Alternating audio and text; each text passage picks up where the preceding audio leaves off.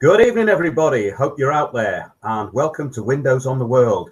I'm just back from Frome, and where else did we go? Oh yes, Totnes over the weekend. Frome was interesting. Totnes was very busy, and got some good information down there. Thing is about all these talks, they do take it out of you. So I've just got back from Glastonbury today. I'm now in London, and I decided to call up Chris because it's Wednesday night, and Wednesday night is when we do our Windows on the World live show. We also have a show on Sunday, which is obviously our radio show. Most people who listen would know that. But I'm also on with Chris tomorrow on Thursday. I think we're on at 7, aren't we, Chris? 7 o'clock tomorrow, yes. Eric Von Essex, YouTube. And hopefully it's going to be an entertaining one. So I think it's going to be entertaining tomorrow. The thing is, I like this idea of getting into the entertaining side of it, and I'll tell you why. Because often I sit through lectures and I listen to talks, and a lot of it gets very dry. I love information. I really like digging into information and editing it. And that's what I think has made Windows on the World shows quite powerful, because I'm putting it into a framework where people can really understand it, keep honing it down until it's very, very simple. Because in actual fact, that's the way the other side use propaganda against us. So we have to actually be able to kind of tactically deal with that. And that's what I was talking about over the weekend. I was looking for people who want to take on the people who are actually imposing what is going on in their local area, because that's through the Global Action Plan of Agenda 2030, came out of Agenda 21. We talk about this stuff all the time, but to people who don't know about it, well, it's a big story, and it all goes back to the 80s. In fact, it started really in the 70s. I'm going to give you some things to respond to here, Chris. I'm going to go through a series of documents and some very interesting kind of perspectives. We've got a Russian perspective on this global action plan, this new totalitarianism, which was announced really in the mid to late 80s. A document called Our Common Future appeared, which came out of a thing called the Brundtland Report. Gro Harlem Brundtland was the Prime Minister of Norway at the time, and she was part of the World Socialist Party, basically a communist. Over the past couple of weeks, we've talked about this new system that's been rolled out. Not so new system, actually, the word's quite old, and it ties in with what we're talking about here. Our Common Future, this document, paved the way for this kind of collectivism that we see now. But it's a global thing, and it's implemented at a local level. The Global Action Plan, think global, act local. Yes, we've done a lot of work on this. Did a great interview with John Kitson, actually, week before last. And it was all about how there's loads of template websites and, of course, NGOs. But we were talking about a template website that was controlling the narrative of public opinion, or attempting to. So this is the main thing with communitarianism. The idea is that it's for the group, not the individual. So it's about collective good. The common good has to be a collective good. In other words, individual rights are sacrificed for the collective. Now, that can mean a mob takeover. And of course, for the globalists or billionaires, it's great, because it means that they can control the narrative of public opinion, and they can take over groups, organizations, NGOs, and basically have these public-private partnerships. It works brilliantly for that, because it takes all of the sovereignty away from the individual. I'm just going to give you something to respond to here, Chris. This came out of Our Common Future from page 20, this document, which came out of the Brundtland Report, and it's basically available on the internet. You can actually download a copy. You can download a copy of this if you can be bothered reading it. But there are some killer quotes in here, and I've got some of them for you tonight. And we're going to tie that in to how it affects us in the present. So, yes, page 20, equity aided by political systems that secure effective citizen participation in decision making. They were looking for political systems that secure effective citizen participation in decision making. And guess what? We have citizens' assemblies, all run through consensus, and the public is steered to the intended outcome. So that's what they mean. Does that resonate with what you've seen over the past 20 years, Chris? 100%. Yes, it does resonate. And what gets me, this has all been planned over, I think, a much longer period, because when you look at infiltration or ideological subversion, you can go back to, well, there is evidence of it, and there's several books been written about how the Pentagon was actually infiltrated as far back as the 1930s. And you can go back even further than that to the 1920s.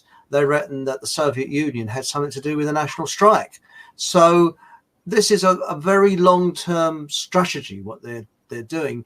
But you notice that everything is to not only psychologically, but visually to tune people in. For example, there was, when I first started in architecture, there was a thing called the Great National Building Disaster. And people were on about it all the time. And what that was about was what happened in the 60s with all these tower blocks, faceless tower blocks here, there, and everywhere. Now, you notice that if you looked around the Soviet Union and their satellite states, they had these faceless tower blocks, concrete, and everything like that. And I believe that the RRBA was infiltrated probably as far back as the 1930s and 1940s. And what that is to do is to give you a kind of nothingness feel. I'll give you a perfect example, Thamesmead. Now, apparently when Thamesmead was built, people were regularly throwing themselves off the top of the buildings with depression because there's nothing to look at. It's just concrete, blandness. And once a person is depressed, they will accept anything. So I think that what they've been doing is not only visually, but physically to get people, and it's taken a long, long time from about the 1960s to get people into a state of mind where you look at it, depression is off the scale now. Society generally is a very sad society. If you go onto YouTube and you look at the television programs from America, for instance, I've been looking at Groucho Marx. He did a set of programs in the 1950s, I Bet Your Life it was called, and they're really funny. People were happy. People that went on there, it wasn't. I think a good point here as well, Chris, is that you're talking about that Marx Brothers, Groucho Marx humor is very, very quick, and it's very madcap. It's very eccentric when he comes on with that cigar. I mean, I think one of the funniest, I think it was from Duck Soup, where he goes, "Marry me, Mrs. Johnson, and I'll never look at another horse again." But he said a beauty on this, I Bet Your Life. There's a woman says she's very attractive, and she wants to be a mother. And she said, "Well, madam," he said, "if you stand there with it, was it? If you keep 2 feet on the ground, you will never become a mother." Now that was 1950s. He said that, which I thought was a bit hot for those days. I think that's a really good point because there's a real dulling down goes on. Now you brought up several points there. I went to East Berlin just after the wall had come down, and it was an incredibly depressing place. And I went to the Alexanderplatz, which is this big open space. And what's interesting, you've just brought up something there which I wanted to respond to, in that in Walthamstow in northeast London, outside the post office, they actually created a mini Alexanderplatz. It was like brutalist communism. And that was at the beginning of when all this regeneration stuff started. It all got swept away. They've built flats there now, I think. But the point is that, yes, you're right. It's a graduated infiltration. And basically it's been done fairly slowly. But I think those tower blocks you're talking about, when I first moved to London, I lived in a couple of places like that, and they are incredibly depressing places to live. Because there's a feeling when you go down in the lifts of the whole place is that it's got an uneasy feeling about it. And I remember a friend of mine, he lived on the Stonebridge Park estate, which was pretty rough, you know. You get people basically getting into the lift with bottles of whiskey falling about, you know, and the whole atmosphere of it was very uneasy. But I think that's a lot to do with the architecture, because if you went into a place in St. John's Wood like that, well, you wouldn't feel uneasy, would you? Do you know what I mean? I think it's down to the way things are presented, you know, and it has a profound effect on the public. It actually does. And I've noticed that, you know, if you go to places where they are more integrated with nature, obviously you feel better. But a lot of this stuff is about keeping a constant and relentless assault on the psyche, because it keeps people in place and it stops room for useful collective action. In other words, it's very good at dumbing down people and keeping them in a very sort of, I don't like to use the word, but low vibration, you know. I think that's a really good point. And what I've noticed in this country, to bring it up to date, is that, for instance, in the talks on Sunday particularly, I said, right, I want to know who is going to do something about this. And I made this big rousing speech and they all started clapping. And I thought, well, that's good.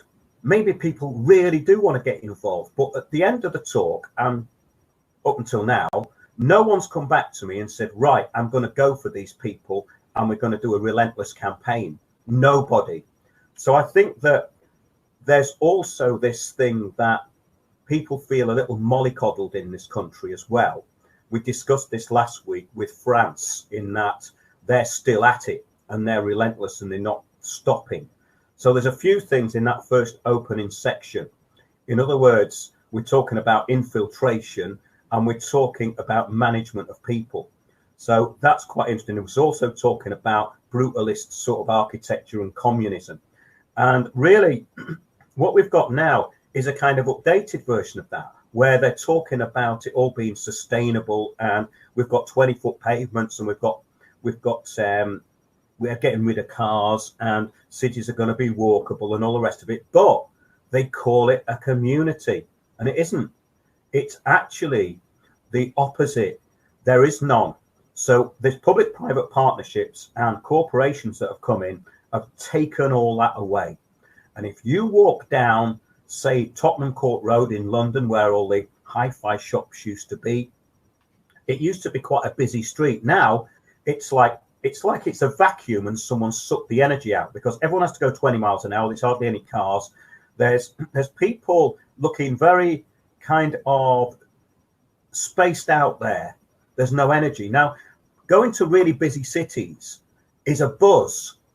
I mean, that's the point, that once you make things that are apparently sort of very homogenized and like they've become, you take away the actual life of the place. Because I always used to like going to, I mean, there was markets all over London when I moved there in the sort of 80s, late 80s. And I used to love going to the markets. And there'd be loads of second-hand stuff on Sundays. You could go to Aldgate. There's the Brick Lane. There's markets everywhere. But there was a real buzz to them, you know. There was everyone shouting at each other, and it's like, oh, do you fancy one of them? And they've got these this week, and people just getting stuff out and selling it.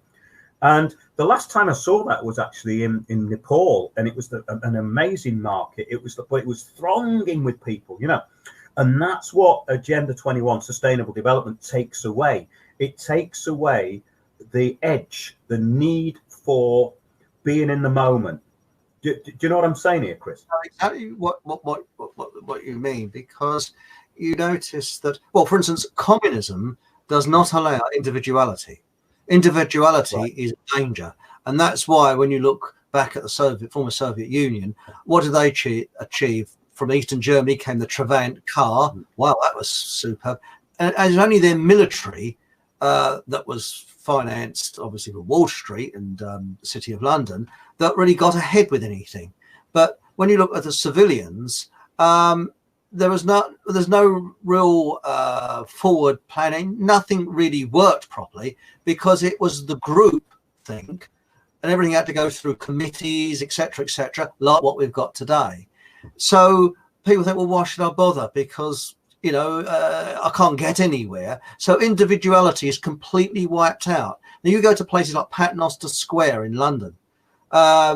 It's like a place to be dead. It's just nothing. And I'll give you another example. Waltham Abbey. Now, Waltham Abbey is a quaint little village. It's the closest village to London. And on Saturdays, you had to queue to get down the high street. It was absolutely thronging with loads of people, massive market. And you would go into a greengrocer then, you could buy Kent cob nuts and locally grown stuff. And it was really incredible. And it would have, I remember going into the greengrocers and it said, cucumbers grown locally, because all market gardening around Waltham Abbey, tomatoes grown locally, cob nuts, this, that, the other. You go there now, there's about 3 or 4 stalls. It looks like a car boot sale that's sort of lost any oomph.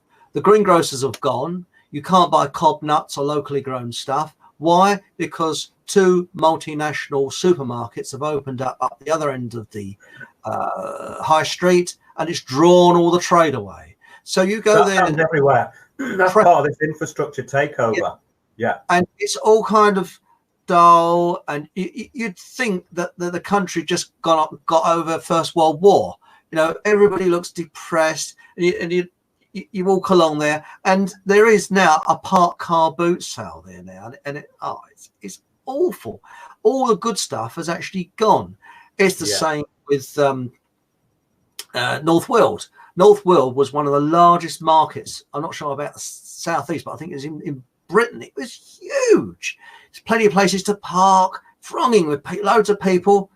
Now it's about 1/3 of the size it was. It's getting down to about 1/4 of the size it was. Everything's just depressing, dreary, miserable. There's no humour. You look at these houses now. There's no character to them. I mean, I remember this was way back in late 80s, early 90s. I was freelance, and a contract, I've been interviewed for a contract, a place near St Albans. And it was a Japanese firm that had actually come over here, Japanese architects. And they wanted someone there for about, I think it was 6 weeks. So I thought, well, this is going to be, this is going to be fun, 6 weeks. So, but the rate was terrible, but there wasn't much work around. So I went along for the interview, and everybody's get away. You could felt the tension of this place. And as you walked in, bloke said, well, we actually build shopping arcades. So, oh yeah. And he opened up the portfolio. This was before the days of the internet. And he showed you this artist's architect's sketch of a shopping precinct. I said, yeah. He said, that's in Guam. He said, we build them all over the world. Oh, okay. He turns the page and there's exactly the same shopping precinct. I can't remember the place. I'm making this up. He said, oh, this is High Wycombe.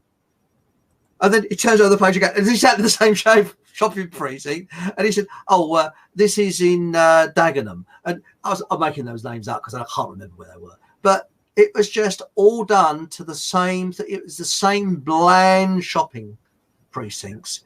And it's an awful place. And I didn't get to work there in the long run. I don't think they really wanted me, because I think they could see by the look on my face I didn't really want to work there. But this is the problem. And I think that when you go down to the root of it, you look at architecture, for example, look at the first garden city, which was Knebworth, built around 1907. Interestingly, Chris, I just want to come in here because it's an interesting point. I watched a televised debate. I'm not sure whether it was actually put onto mainstream TV, but it was shot for television. And it was at a conference of developers, planners and architects, I think. And they were talking about the garden cities of the 60s, like Welwyn Garden City and all the rest of them, right? There's quite a number of garden cities, yeah. So what's interesting was that the planning on those was totally different from now. They had a lot of cul-de-sacs, so that you had main routes through them, but you had most people lived in cul-de-sacs, so it's quiet. So that's right. They also had room for cars, but they kept the kind of the structure of the place quite large. Now, what's changed is obviously they're trying to ban cars, but what's changed more than anything is the density of the housing since the 60s. So that's been a radical change. And of course, the high-rise thing was the start of that. Now, those high-rise blocks in Islington, I used to live in, I used to see the three of them on the horizon, and you'd look out, and it didn't matter what the weather was like, but it was a profoundly depressing experience looking at them, you know. So I think we've got an interesting thing here, because that's, I mean, even though I can't stand places like Milton Keynes, I mean, that's to me hell on earth, you know. I mean, it's just unbelievable. But the original plan for Milton Keynes was to have a monorail through the middle of it. Did you know that? Yes. So it was a pre-Agenda 21 idea, but in the end, the monorail wasn't put in there. They didn't use the monorail, and it was meant to be a free monorail that went through the Milton Keynes. Now, in a way, you can see where some of these ideas that they're using within Agenda 21, Agenda 2030, the UN Global Action Plan, which has been implemented rapidly now in all cities, towns, and villages in the UK, and of course around the world, you can see where certain aspects of this came from. Now, in architecture, when did you start seeing it? When did you start seeing the density change, the plans for the density? Right. Well, the density has changed in, I would say, the last 20 years. But going back, the first garden city, I was wrong. It wasn't Nebworth. It was Letchworth. I want to get muddled up between those two. And the density then was 17 dwellings per hectare. So remember that, 17 per hectare. And that was in 1909, 1907, around about that time. That's when that was Letchworth Garden City. And it is quite well laid out, okay? Then as we come forward, we come to the 60s, where we had what was called the Parker Morris Standards. And the Parker Morris Standards, what they were the area that people could have. And houses were built similar to Letchworth Garden Cities, where all the back gardens kind of joined together and the houses went in like a circle, so that when you looked out of your back garden, it was like looking out over a field, because you could see other people's back gardens, and the other houses were a fair distance away. And it went up to, I think it was around about 30 dwellings per hectare. Then it went up, then in the 70s, they tore up the Parker Morris Standards, because if you go into houses that were built in the 60s, you'll notice that the hallway is huge. And the reason for that was there was a baby boom, and the prams that they used to use were very big. So they designed it so you had adequate places for a pram, and that adequate, most gardens were about 60 foot long by about 20 foot wide, so that children could play in the back gardens. And it was like a little village. If you look at Letchworth, you look at Welwyn Garden City, they look like little country cottages, and they were really beautifully built. But this housing density, it's now, they put it up to 50, then they put it up to 75. Now, London housing density is 100, and at the last planning meeting, there was what I call a change agent, who's supposed to be a councillor, couldn't understand why we're not making the housing density 150 dwellings per hectare. So you think of that, from 1909, 17, 30, 50, in the 1970s, 50. So jump from 30 to 50. Then we go up to 75, 100, and now 150 dwellings. Well, I think the housing density that they were talking about in East London was at least that, if not more, because the person who was there, I'll show, it was called London's Dystopia Public Winning Fight Back. That wasn't what the meeting was called, by the way. It was a meeting in the Epicenter in Leytonstone. A friend of mine, Sonia, who listens to the show, had organised it, and she's really good at campaigning. And she managed to get Gordon Peters, who took down the Haringey development vehicle, and a fellow called Peter, who was he was actually a housing officer from Hackney. And he was just completely gobsmacked at the density they were talking about.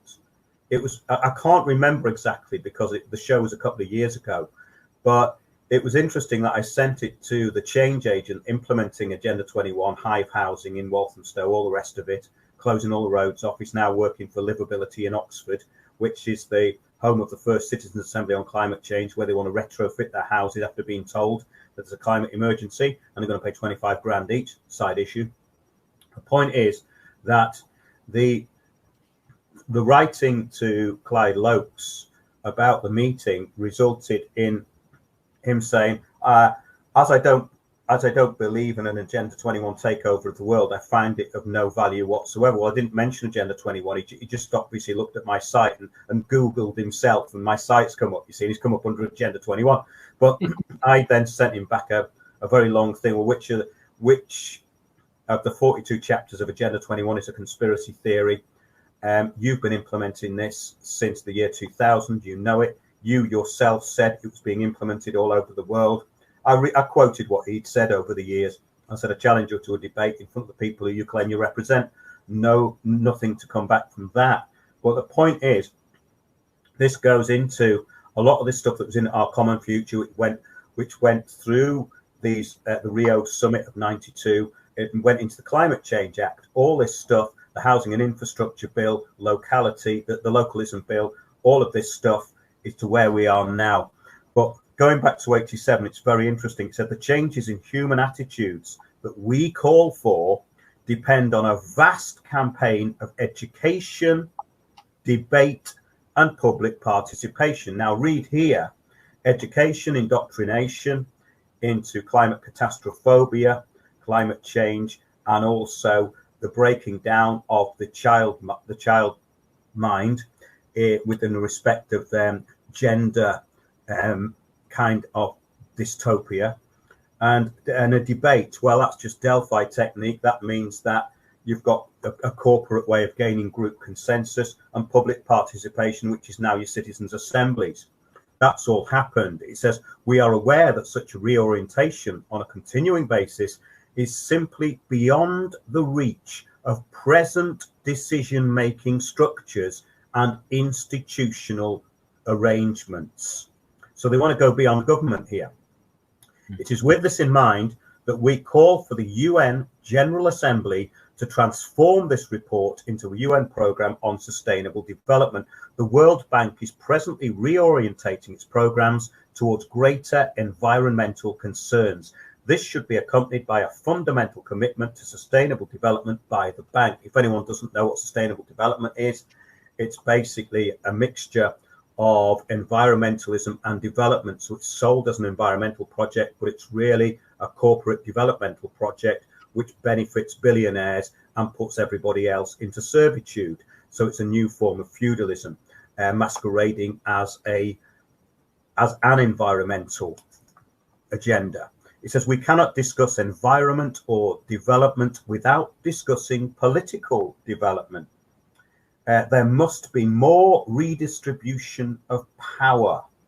How are individuals in the real world to be persuaded or made to act in the common interest? You're going to like this one, Chris. The answer lies partly in education, institutional development, and law enforcement. Most important, effective participation in decision-making processes by local communities can help them articulate and effectively enforce the common interest. Now, how do you enforce the common interest when this was a non-binding agreement? So that's the interesting thing about this. The world must design strategies that will allow nations to move from present destructive processes of growth onto sustainable development paths. This will require policy changes in all countries, ensuring a sustainable level of population reduction. This is what we hear now. Reorientating technology and managing risk, smart cities and surveillance, merging environment and economies in decision-making, land grabbing. So basically, I thought that was a very interesting few quotes there, which I bring up some of those in the talks, but there's hundreds more where that came from. And that was just the beginning of it, remember. So what we talk about a lot is this controlling of the narrative of public opinion. And yes, it's all about manufacturing consent. And I was looking at a paper someone sent me the other day, Chris, and it was from 2018. and it's basically predicting an absolute catastrophe of a climate catastrophe, which we know can't happen, right? Now that's interesting. Well, unless a comet hits the Earth or something like that, right? So what they're doing is they're preparing people through this climate catastrophophobia, through this psychological conditioning of the children to be in fear and have to go. There's more and more kids going to therapy now for climate anxiety, you know. Well, anxiety is about something that you're afraid is going to happen, right? But the point is that, yeah, there's no evidence for it. But it says this is from the Institute of Leadership and Sustainability, came out in 2018, and it was called A Map for Navigating Climate Tragedy. It said basically that this publication never got wide kind of circulation because of what they're actually saying, but they wanted these ideas to be implemented. It said basically it would be impossible to release it as the request would require there to be publications on the implications of ecologically induced social collapse globally upon which to build. Now, that was a few quotes there, which I think sort of round up what we're talking about for today and help it. But what I wanted to get onto next is this idea that there's going to be a created idea of a climate catastrophe, because there can't be a climate catastrophe. So they're imposing the idea that there is one. And because we're in a post-truth world and the media is basically pushing out these lies and, you know, logical fallacies all the time, if you got people to believe that we're in a climate emergency, then it's not too much to push them through the media into an even more agitated state. And it goes on to say that basically it seems to be that they're trying to frighten people into a kind of dog-eat-dog mentality where they would basically turning it into kind of zombies, you know, going around trying to steal food off their neighbors and stuff. It's incredible, really, but it's a kind of prediction. So thanks, Ivan, for sending this in. I'm going to go through more of it, but I just see that this is the next stage. You see, we're in a climate emergency. So, Chris, where do you think it goes from here? Basically, the question I'm going to ask you. You know, well, I've got a theory, and I think this coronavirus, whether it's a hoax or not, I don't know. But let's face it, it's a nice tryout, isn't it? Because if you join the dots, so to speak, the Agenda 2030 is supposed to be wiping 80 to 90% of the population off the face of the earth, because communism is always, it's a death cult, is obsessed with exterminating people. You look at all these communist societies, even Castro, it's killing the undesirables, who don't think, you know, the useless eaters. That's the thing. And what better way of rounding people up for the common good is to have people in their noddy suits when you go down the high street with these heat guns. Oh, we think you've got a virus. Loading you into a van, and then you're sent off on HS2 to a, shall we say, quarantine camp in Europe where sadly the virus killed this person. And that's what I think. I think this coronavirus is possibly a tryout, because there's a film going around, making the rounds on YouTube, that shows a Chinese person that's being bundled into the back of a lorry who's terrified, and there's all these characters in noddy suits pushing him in there. So I think that as we are now in a communist society, it's a mutated form of communism. And I know people are going to laugh. It's communism, which is a death cult. I think that is the next thing along. But going back to what you were saying about architecture, now this is off the top of my head. I'd advise people to look this up on Google. Have you ever heard of an architect called Le Corbusier? Yes. A lot of that. If I'm right, it was that very austere 60s stuff. Which yeah.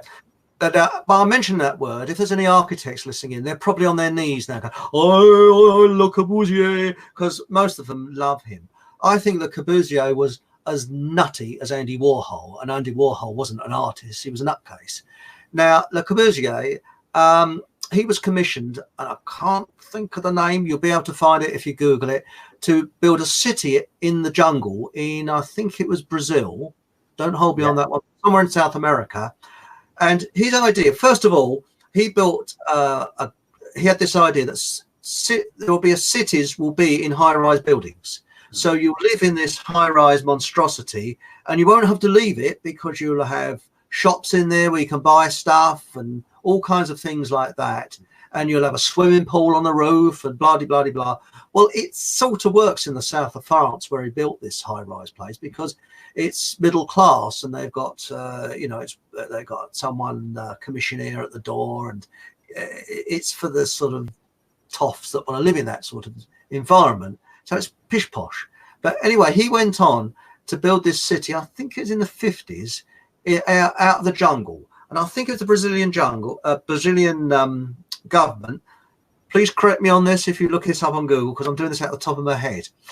And he built it without any pavements, this city, and it has the highest death toll, pedestrian death toll in the world. Well, it did have in the 70s and 80s when I was studying architecture, 70s. And Le Corbusier and architects followed him, and it's my theory that Le Corbusier was actually a communist, and he wanted everybody to be in sort of regulated in these nondescript buildings, because workers are the useless eaters. Oh, that was his idea, that the workers would be in this one area. So, for instance, engineers would be in one big tower block, and then they would go to work and then go back to this tower block.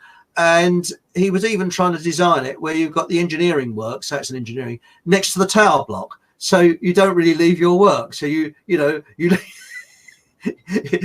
work and you can sort of go next door, and that's where you live.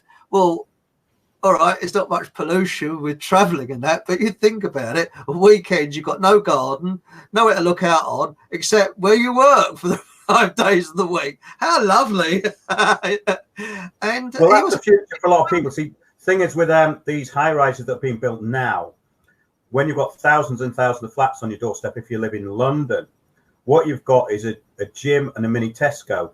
Now we've already got gated communities, but what's happened is with a lot of these developments they're building is people aren't moving into them fast enough, and they're being sold to offshore companies. So basically about 30% of them are unoccupied at least. So I think this is quite an interesting thing. There's two ways of looking at it. You've got rid of all the council tenants from London because their council housing is now going to be affordable housing, which they can't afford, and they've all been shipped off all over the country. And then you've got this elite moving in and buying up what used to be, in essence, where council places were. So what you've got is a kind of elite area of London and areas of London being kind of built with gated places. And that's what I see. And it's a bit like, I suppose, Escape from New York and those sort of things. You know what I mean? I think that they're creating that. I mean, it's interesting that in London, you always had council estates right next to very affluent areas. And that was always an interesting thing, actually, because it meant that you got this kind of weird mixture of people. So you'd get, in actual fact, it made the sort of pubs around the place more interesting, you know. So there's that as well. I remember that was a very, those days are long gone. But the point is that when you look at what they're doing, because it's a mixture of environmentalism and mainly development through the World Bank and through implementation, it's actually an elite program. And that's what's interesting about it, is that the whole idea of the Agenda 2030 thing is it's an elite program, but it's clearly an elite program when you actually look at the rollout. And I think that that's what most people grasp, is they look at it and go, oh yeah, it's just money, it's all about that. And they're pretty much half right there, I mean, the regeneration that's going on now, when I went through Tottenham Hale a few weeks ago, which is an area of northeast London, which is just over from Walthamstow, which is northeast London, you go through this area of marshland and reservoirs, and you get to Tottenham Hale, which is a tube station. So everything's going to be built on railway lines, on tube stations, and the density there was pretty shocking. These are like gulags. These are pretty scary, these places. So the thing is, how are they now going to push everyone into cities, apart from taking the cars off them and closing all the banking cash points down? You see, this is what I'm thinking. Those are two contributory factors, but the other one is, of course, that you can't earn any money in living in these places anymore unless you're doing it online, and they're destroying farming as well. So there's an assault on all of it. So it looks like what they're planning within 10 years could actually happen. But what I'm interested in most of all is, where is the resistance going to be? Because I'm looking at it as a kind of strategic agenda, in that, how do the public react? Will they actually really be herded into smart cities and basically killed off slowly? Will they put up with it? We're at a very interesting turning point, I think. I agree with you. But then when you look back, you see, my usual old saying is, well, it's not my saying, it's an old Russian saying, to look forward, you've got to keep one eye in the past. Yeah. And you think, how did Stalin create a genocide of 60 to 100 million people? How did he do it? How did Mao wipe out, we think, 1 billion people? We don't know. We don't know the true story. How did he do it? And they did it by one way, and that is fake consent. Yeah. Total fake consent. Because, as I've said, I don't know if I said this before on this show or I said it on another show, that the Bolsheviks got in 1917 with less than 7% support from the population. 7%. Mao had less than 1%. Yet he went on, and then from 1966 to 1976, there was a cultural revolution, which has parallels to what we've got with this climate activism. Now, if you look at the Cultural Revolution, what they did is people being accused of going back to capitalism, and the people accused were the intellectuals, the teachers, the engineers, and scientists. So what they did, they took these scientists out, publicly humiliated them, and then took them around the back and shot them. They just disappeared. And we've got like a sort of cultural revolution going ahead now with what we've got with this climate activism rubbish. Now, people, I believe, they just believe the establishment, and I think people are a bit like a puppy dog. They've been kicked and kicked and kicked and kicked and kicked and kicked, and now we're kind of, you tell people and they go, oh yeah, right, what can we do about it? I don't know. And there's a neighbour of mine that said, oh, we're living the best time we've ever lived now. What are you worried about? Got food on the plate, we've got a house. What I think that's the key point. It's because it looks and it's presented as though things look better. Superficially, in some ways, they do. Because I remember when parts of London were very scruffy and all this so-called gentrification, but gentrification is homogenization also. And it's homogenization into this kind of dreary utopia. So it's not a utopia, it's just dreary. But I'm going to get on now to this sort of Russian perspective. It's now, this is General Konstantin Petrov, who died many years ago. I think it was 2008, 2009. Look it up. His videos are still available on YouTube. They are in Russian, but they have subtitles. And he's a great strategist and useful insider in some ways, because he came out of the military and he lays things out in a very straightforward way, but he lays systems of governance out very clearly. And he has a unique take, I think, on the global action plan, which is your local action plan. which is Agenda 21, which became Agenda 2030 with its 17 Sustainable Development Goals, which St. Greta the Great of Sweden had plastered all over the sails of her yacht. Wait a minute, it wasn't her yacht, was it? It was the Militia. And what was it called before that? Oh yes, it was the Edmund de Rothschild E60 racing yacht. Yes. So that's just a word from her sponsors, by the way. She's got a new series coming on to BBC. We might talk about that later. I think there's going to be a few sound bites in there, which she's been given, and then they're going to cut away to some very embarrassed looking person who's got to respond to them. But I think this might finish the BBC off if we're lucky. However, this is what General Konstantin Petrov said. Hey? I hope something finishes the BBC off. They're not fit for purpose. Well, they lost 860,000 TV license payers between 2017 and 2018. So that's good. That's good. It was up about 60,000 on the previous year, 16, 17. So I think, you know, we could have 1 million this year. So, but if this carries on, you see, they won't have any viewers. And this is what they're all scared of. So I haven't got a television, so I don't watch them. No, I don't watch it. I don't got telly. But he says the conference in Johannesburg in August 2002, which was the United Nations Conference on Environmental Development follow-up. So that was the first one was in 1992. There's a follow-up in 2002. And Petrov was basically saying that after that first conference, even though it was non-binding, 178 countries had kind of signed up for it, but it wasn't going fast enough. So at the conference in Johannesburg in August 2002, the leaders of all the countries on the planet gathered together to decide what should be done. He's talking about this conference. They discussed how all the people can live together on the planet. The first such conference he goes into was in Rio de Janeiro 92, and Russia was represented at that conference, at the Rio conference, by Mikhail Kazyanov. And he was also apparently at the Johannesburg meeting, right? Mm-hmm. After they gathered and discussed ecology, they decided that the situation had got worse. Climate change, right?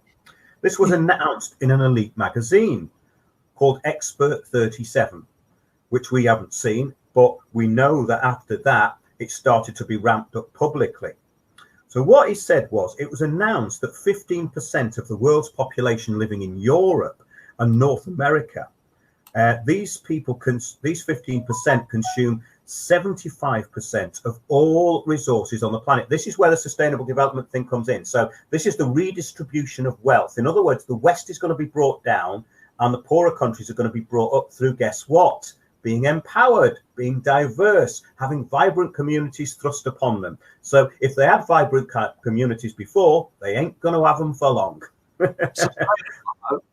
I'll just give you the rest of this, Chris, because it's not much of it, but great to see what your reaction is here. It says what is most important is that a third power is mentioned. This third power presented an ultimatum for the entire human race. If the well-to-do people in rich countries worry about the preservation of clean water and clean air, then the people in poor countries, to whom we also belong, in our universal kind of aspect, communitarian aspect, worry about how they can feed themselves. A conflict arose here, so the third powers, or the owners of the transnational banks and corporations, presented an ultimatum. This is in 2002 in Johannesburg, in which they said that they would solve all these problems if they were given control over all infrastructure that ensures the well-being of people. Now, this is a very interesting point. Have a look what's happened in the last 5 to 10 years. All infrastructure is being taken over by corporations. It's been sold off by councils. And then you've got Bechtel and Lendlease becoming basically the managers of the land and the property. So what he said there has absolutely come true, that the banks and major corporations would look after the livelihood of all people if they were given access to all infrastructure which affects the livelihood of people. So there you go. So in other words, this is not about a communitarian thing. This is an elite plan that's put forward, which masquerades as sustainable development. So I thought he had an absolutely brilliant look inside there. And it carries on with basically the global mafia are the owners of transnational banks and corporations. The 350 clans of families are the owners of about 50% of the world's wealth.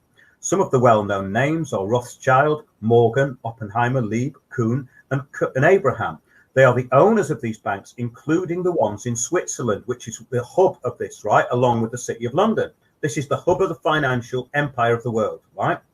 These 6,000 people own as much wealth as 6 billion people, or all other people on the planet. Knowing this, there shouldn't be any talk about common values, humanitarian ideals, and all the other things that are used to fool us. So he's saying this was an elite plan from the start. It's got nothing to do with redistribution of wealth. It's got more to do with putting more wealth into the hands of those that are controlling it. So in other words, it's not communitarianism, it's the opposite. It's totalitarianism through banking. Now, what did you think of all that, Chris? Well, spot on. Let's ask a few questions, shall we? I'm sorry, I'm going back in time again. Who financed communism in the former Soviet Union? Wall Street and the City of London. Who financed Chairman Mao? Wall Street and the City of London. Now, I don't want to be accused of anything, but those surnames you mentioned seem to be sort of something there as a kind of familiar, similar sort of surnames, aren't there? I won't say any more than that, but I think most people in the chat room and who are watching this will know what's going on. And I think that if you look at this, I'm talking about the people we're not allowed to criticize. And if you look at it carefully, I personally believe that Mao and Stalin were tryouts. They were how to get rid of a lot of people, how to destroy vast numbers of people. You mean the globalists allowed them to carry out the first types of implementation of their experiment for now? Because when you look at it, for example, parts of the satellite states, what was it now? The Hogram was, where they literally went in and took the food, the wheat from the farmers, stole off the farmers, and then sold it on the open market to world buyers, whilst parts of the Soviet Union, people were starving. And use pictures of people walking along, and you see starving people dead in the streets. Well, that's what they're talking about in this document. This one wasn't published, basically. That's right. And what they're trying to do it. They're trying to do it. They're not doing it through a Bolshevik takeover. They're doing it through a psychological operation, which will probably be carried out through the media. Well, yes. And look at. I'll give you another perfect example. When I was a kid, my family took me and my sister down to Cornwall for our holiday. Okay, we're talking about late 60s. I was very young, and on the way is on the old A30. You could stop off at family farms. You could buy milk, eggs, butter, and it all came from local. You could buy, if you wanted a cucumber or lettuce, something, they go down in the field and cut it for you and give it to you. But they were little family farms, typical. Well, that all goes on this, yeah. Well, we've seen a destruction of farming in the UK. That's right, and you notice it's all corporations that now run the farming. There's very few independent. I don't think there is any left of family farms left. Probably very few. It's been called for a long time, and it's actually it's talked about in the New Age agenda as well, in the Aquarian conspiracy, where there was going to be this kind of new infiltration of people who had this new belief system, and it was talked about in a book called Aquarian Conspiracy. And conspiracy, in the terms that Marion Ferguson was talking about, was that we breathe together. Hang on, but funnily enough, the book's here. That's the Aquarian Conspiracy. Can you hold it over? It's a bit repetitive, but can you hold it over a little bit, please, Mark? I can't see it. Yeah, that's right in the middle. Yeah, thanks. So what was interesting was that talked about widespread infiltration at every level of society. Widespread infiltration at every level of society. It said there'd be a new world religion, a universal credit card, World Food Authority, World Health Authority, World Water Authority. Now, this is what we're seeing through these plans, but we're not talking about it as a global governance system.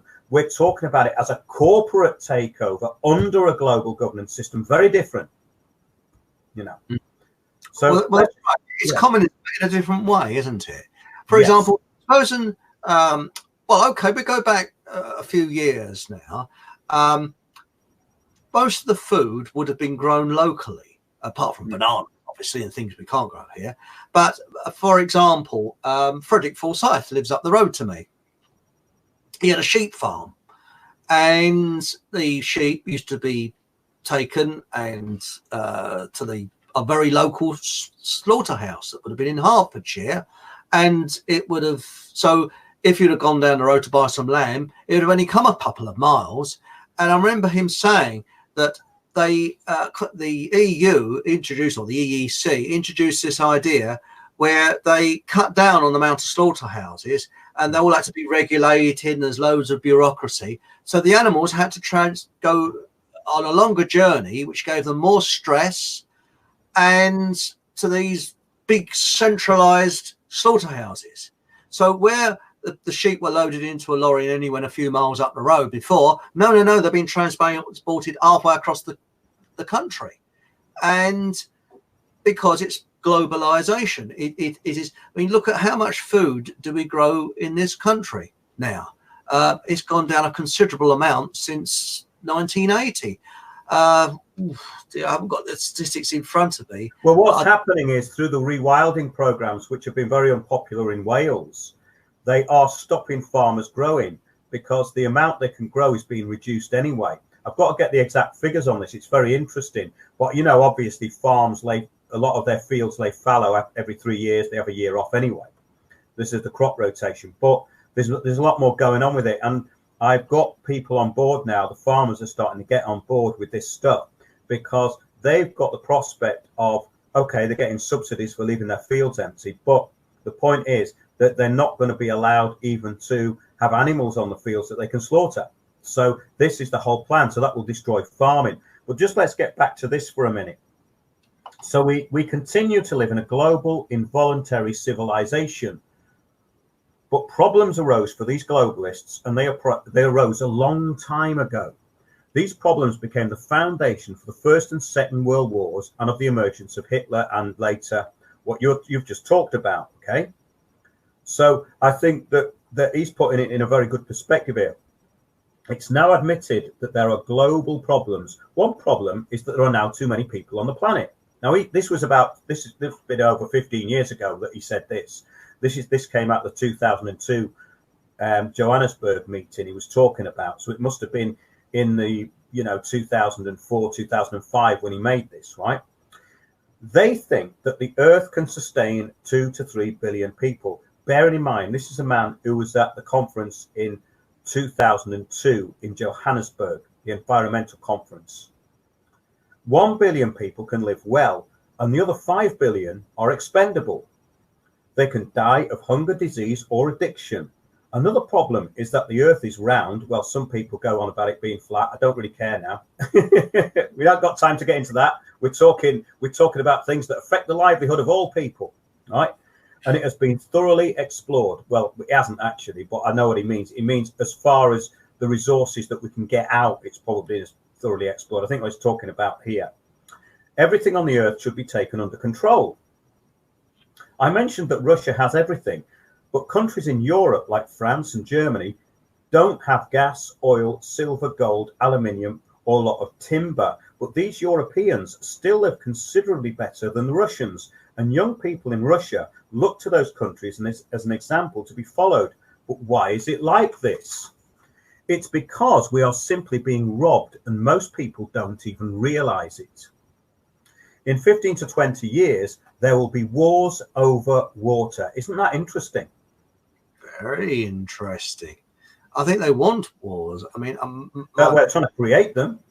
Well, that's right. I mean, let's face it. The way empires work is you take over an area and then you introduce an alien culture to the culture that's existing there, create trouble between them, and then you are there as peacekeepers. And that's the way empires have always worked. And look at the mass immigration now into Europe. Do you think it's because we need them, because of the work? No, it's complete rubbish. Africa is emptying. And why is it emptying? There's huge corporate farms opening up that are Chinese. Chinese are taking over vast areas of Africa and turning it into farmland. So what's sort of going on there? And there are areas of Africa which are just absolutely left barren because the young people have been enticed to Europe. But why? Because really, that is the worst form of racialism ever, because it's destroying their culture, African culture, and it's destroying our culture. Mm. And I think people I know people who are second and third generation, and they can see through it. They know what's going on. And we talk. Yeah, it relies on ignorance, and the ignorance of the people who've gone through the education system. So we've got the Common Core education system. I mean, the whole idea of the education system in the first place was to direct and prevent change in the individual. That came out of a book called The Principles of Secondary Education in 1918 by Alexander English, which was funded by the Rockefellers and the Carnegie Institute.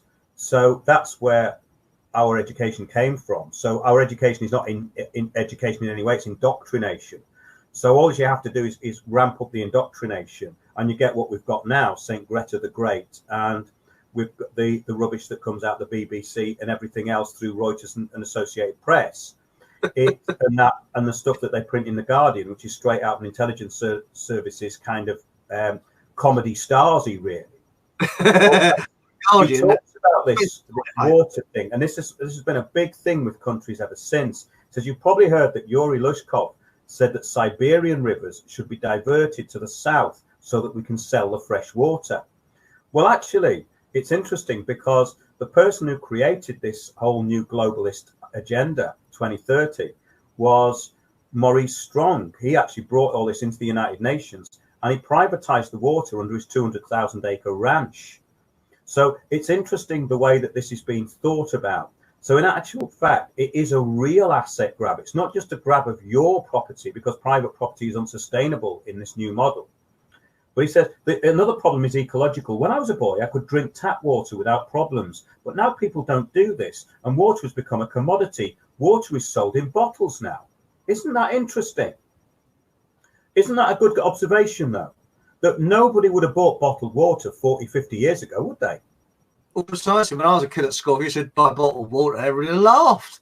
I mean, I remember we had RI, religious instruction, and there was a drawing of someone buying water from a water cellar, and everybody laughed. I went, what? Buy water?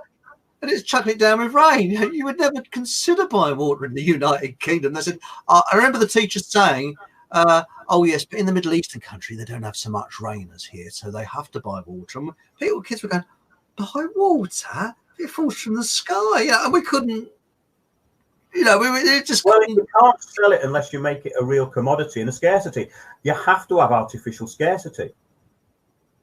Well, like the oil industry, they say it's a fossil fuel. I won't go into that because I'm not a scientist, but there's quite a few scientists, especially Russian ones, that believe that it is a carbon-based. It's not a fossil fuel, because if it was, we would have run out of it in 1946.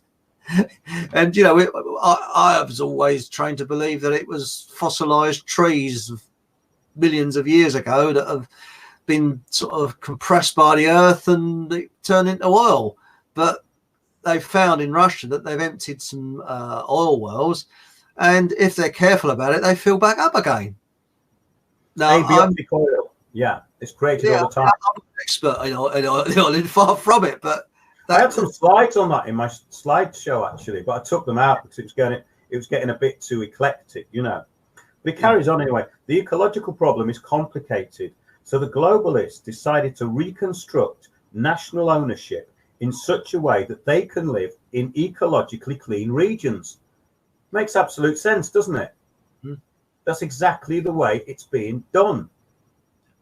The dirty industries are therefore transferred to regions where they don't live. Through the prism of these problems, one should look at what's happening in the motherland. He's talking about Russia there. But that I thought was very insightful, because that idea of, if you give us undivided control of all infrastructure which affects the livelihood of people, we will do the rest. We will enforce the common good. So it's a globalist, banking, corporatist agenda which rolls out as environmentalism. That's all it is. There's nothing environmental, because obviously the climate change thing had to be used, and that's why it's pushed so relentlessly, because that's the front end of the corporate takeover of everything. You're right. And the BBC pushing, I haven't got a television, but BBC local radio are pushing it like anything. But I think top of the pile, if you read a book called Political Ponerology, yes, that's written by a Polish chap. I think he was a scientist. Unfortunately, he's dead now, but he wrote this, I think around about the 1970s, when Poland was part of the Soviet Union, or a satellite state of it. And if you look through Political Ponerology, it really is saying that we're run by psychopaths, because if you're Mr. Nice Guy in politics, you ain't going to get to the top. If you're Mr. Psycho, who doesn't give a damn about anybody, you are going to get to the top. And people like Dr. Hare, who's one of the leading experts on psychopathology, I believe it's called, on psychopaths. He's a Canadian doctor. He's written several books, such as Snakes in Suits and things like that. And he said business really is run as a psychopath's playground. There's a film called The Corporation, which goes along very similar kind of lines. But yeah, we're basically talking here about an elite program. So I think that's the main thrust of what we're talking about, in a way, is that this whole agenda that's been rolled out is an elite program. And that's what the public don't get, because they see it enforced by these psychopaths and these useful idiots, the people who get into the idea of being programmed into it. That's always been the case. And they're the ones that the Soviets always wanted to recruit. If we're talking about that side of things, they wanted to recruit the narcissists. I mean, if you look at someone like that Bono from U2, I mean, he's the biggest useful idiot on the planet, but he's quite dangerous, because he's extremely, well, he suffers from extreme high esteem, and he knows nothing. But I mean, as a side issue, we never knew anything. I saw him, I think he was the support act for some garage band I used to go and see years ago in 1982. And I thought, who's that idiot? And it was him. And it was like an over-eager pet trying to please its owner then. That's what I thought of him like. But those are the sort of people the elite use. Yeah, it's a side issue. But I think it's interesting when you see him cuddling up to cuddly old Uncle George Soros, Precisely. But when you look, I mean, I've worked with psychopaths, real psychopaths. I worked on projects in the city, again, have nothing to do with banking. And I met these people, and they are not human. They don't have human emotions or anything like that. But they're very good at acting. And I think, to read the book, Political Ponerology, and look at Dr. Hare's books, it really gives you an insight into what is actually ruling us. I mean, look at the Minister, Boris. He lies out of his back teeth. Could you or I know that you're sailing Britain down the pan? I'm glad we're out of the EU, but that's only on paper. Do you really believe we're out of it? Are we ever going to leave it? No, I don't think so. And look at Heath. I mean, traitor Heath. Lies. It's just lies on lies on lies on lies all the time. But I think the big obstacle we're up against is the average person isn't a psychopath, and you're dealing with psychopaths. And how are we going to beat them? And the only way I can think of it really is with humour and taking the mickey out of them and laughing at them, because they're desperately trying to stop all forms of happiness and laughter all the way through. I mean, you look how lives have changed. Wherever you want to go now, there's cameras looking at you. You can't park anywhere. Everything is stress. Oh, of course. Yeah. Everybody's stressed out, walking on. You know, you only have to do this, you only have to do that. It's awful, absolutely awful. And life is becoming more and more stressful. You look at these films, go back, say, to films from the 60s, 50s, go back even further, 40s and 30s. You look how relaxed people are. And I'll tell you an interesting thing. If you look at these old, the oil companies used to make films as sort of introduction films to the major films, apparently. And in the 50s, I think Shell did a lot of films like, you know, A Day at Clacton or London, something like that. And you look how slowly people are walking. Look how relaxed. You might find one person running along, but no, people are walking very, very slowly. And you notice a lot of people have got a smile on their face. All sort of, how many times do you see people with a smile on their face now? And another one is whistling. When did you last hear a person whistling whilst they're going about their work? Because I remember when I was a kid, the baker used to whistle, because we used to have a baker, there was a coalman, and they all used to all sort of happy. Don't find that now, do you? I think the problem here, Chris, is you just don't like change. No, that's the trouble. And also with architecture, you see, I've missed the statement. That's the thing, you see, because all architecture is a statement. Tower Bridge, I like Tower Bridge because you just got used to it. You just got to get used to these modern buildings because you're just not educated in what they're about. To which my answer was, well, why don't you put a picture of the gasworks on chocolate boxes? And why don't you know the gasworks that were behind King's Cross Station? People in London may remember that. Bit of a wasteland behind King's Cross Station in North London. They had these 3 big gas cylinders, these containers. Well, they've taken the gas tanks out and they've built flats inside of the containers. So you've got the gas container around your flat. So it's incredible. I mean, I went down there. It's a kind of utopian dystopia. Yeah, it's built for people who don't want to go anywhere ever. Well, I actually bought a printer off of eBay, and you're thinking, what's this got to do with our conversation? Well, I'll go on. You see, I went to pick it up in a place called Church Langley, which is near Harlow. And this was a couple of years ago. So I thought, oh, you know, it's not far. So I went along there. I've never been to, I would say, it was like the Warsaw Ghetto, but worse. And it was so bad. I mean, I went along there in the springtime, and it must have been about 3 or 4 o'clock in the afternoon. And you have to sort of look up to see the sky because the buildings are so close together. And you have to drive partially on the pavement because to pass a car, the roads are only the width of one car. So I don't know what would happen if there was a fire or an ambulance was needed down there, because you all the time you drive a little bit, then you'd have to back up. And then I found that my car was about 6 inches away from some poor soul's front door because it was like it was literally a ghetto. And I found that people were tense there. And, you know, it really felt it's got synergy as well. I mean, it's what our buildings, you know, I think we've covered that issue. But it's an interesting one, obviously. And what they're doing, I think it's the high density thing that's probably the most noticeable now, is that the density of places, and it's the lack of character, the wiping out of everything. But as we've just been saying, the elites have their own places to go, and that's what it's all about. I think if you look at boroughs like Kensington and Chelsea in London, for instance, that's 30% unoccupied and has been for quite a long time.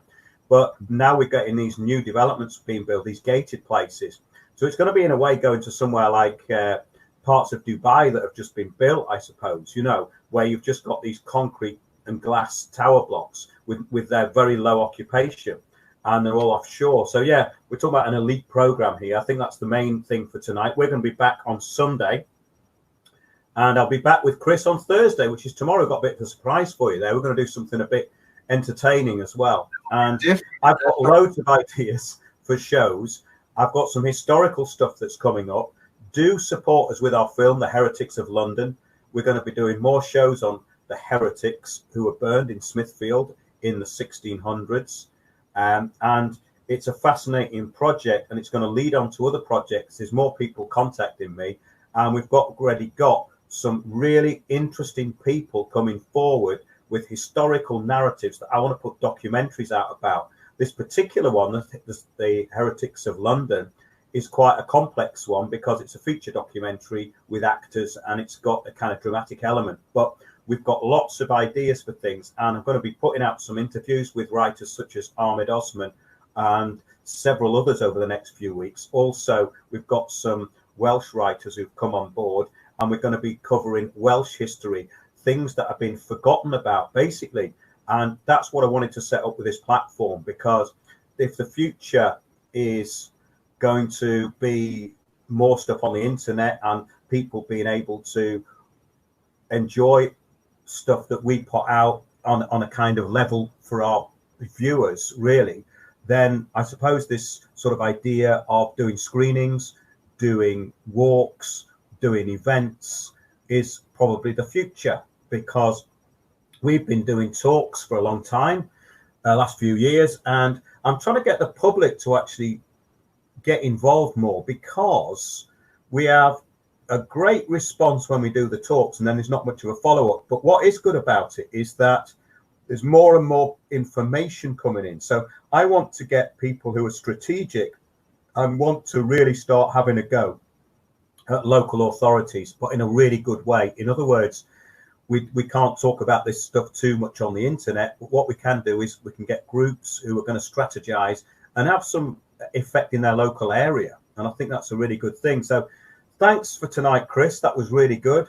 I'm back in London again at the moment, and we're down in Hayling Island, Hampshire on Saturday, a week Saturday on the 22nd. We're in Worthing. So go to windowsontheworld.net. Do support us if you can.